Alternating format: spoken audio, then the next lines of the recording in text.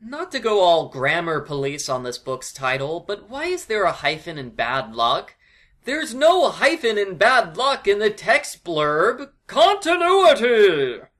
Argofont Book Review, Argofont Book Review. The book begins with the Babysitters Club members at school. Marianne describes everyone in great detail, except for Logan, her boyfriend.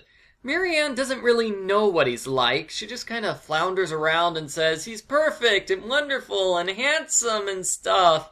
And now I'm worried Logan has no personality. We are introduced to two mean girls named Grace Bloom and Cookie Mason. Cookie Mason?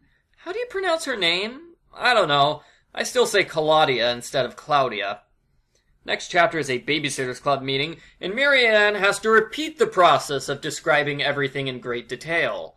She must not be happy about doing 2 recap chapters in a row, because she starts insulting Christy. Get this. Our president holds meetings with a pencil stuck over one ear, wearing a visor. I haven't mentioned this to her, but I've never seen the president of the United States in a director's chair wearing a visor. Catty. Marianne gets a chain letter saying if she doesn't forward the letter to 20 different people, she'll get bad luck. Marianne throws the letter away, and she instantly is cursed.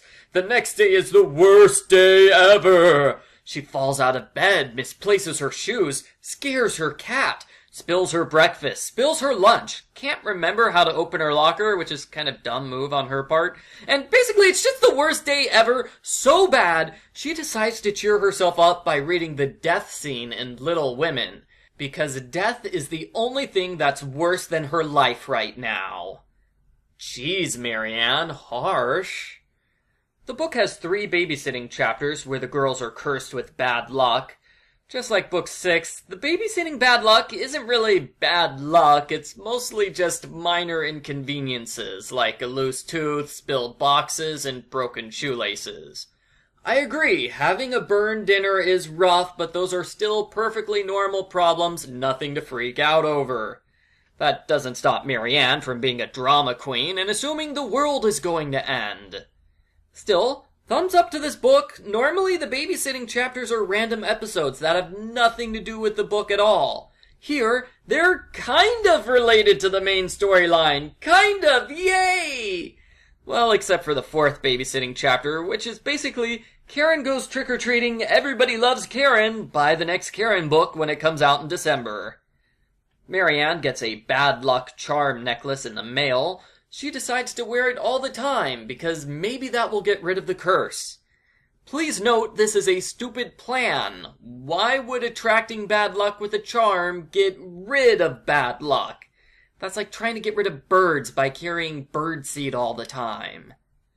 Anyway, the phrase bad luck charm is hyphenated whenever it appears, so that explains the book's title at least. I still say it's a weird editing choice, considering that bad luck isn't hyphenated anywhere else. Ugh. In the next chapter, the mean girls spy on our heroes at lunch, and I bet $5 the mean girls are behind all this. The babysitters go to the library, where we get an explanation of how libraries work. And seriously, these girls are 13, I think they've been inside a library before. They get a bunch of books on witchcraft in hopes of finding a spell that will remove the bad luck curse. 3 chapters later, the girls actually read the books, and they learn they're useless. Well, that was a waste of 2 chapters. The middle school has a Halloween dance with a live band. Really? A live band? Whoa, crazy middle school. Logan and Marianne attend by dressing up like cats, and I'm surprised Marianne's super strict father lets her out of the house in a leotard and tights. Risky outfit. The mean girls dance with Marianne's boyfriend, and they make fun of her bad luck charm. They know it's a bad luck charm without being told. Confirmed! They are the culprits. The Babysitters Club gets another letter telling them to visit the graveyard at midnight on Halloween. Marianne is so jittery, Dad starts coming up with things for her to do, like fill the candy bowl and polish the silver. Polish silver? What? Come on, Dad. Dad solves the mystery when he tells Marianne her necklace isn't a bad luck charm. Marianne realizes the mean girls are behind this. They're trying to make her look stupid in front of her boyfriend. So the Babysitters Club members sneak out to the graveyard early, and they set up a spooky trap, complete with fake ghosts and monsters. When the mean girls arrive, they're scared, they start crying, Logan is proud of Marianne, and the bad luck curse is over. We end on a spooky note. The bad luck started with the chain letter, but the mean girls weren't responsible for that. Who was responsible? We never know. The end. Postbook follow-up. I bet Karen sent the original chain letter. Seems like the kind of jerk move she would do.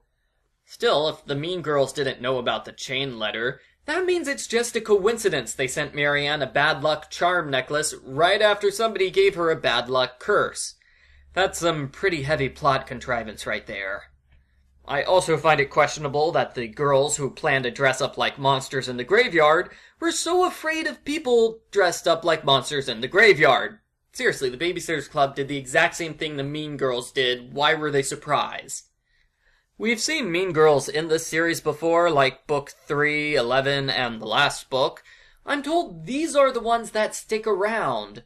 Cookie will become the main Babysitters Club rival, and she even appears in the movie.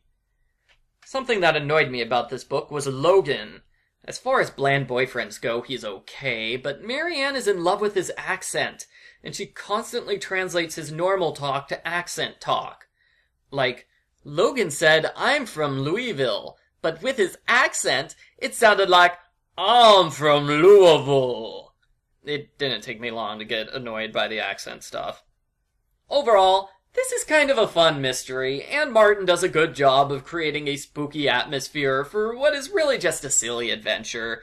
I like to joke that Marianne is boring, and she is, but this is interesting. I give Babysitters Club number 17, Marianne's Bad Luck Mystery, an 8 out of 10.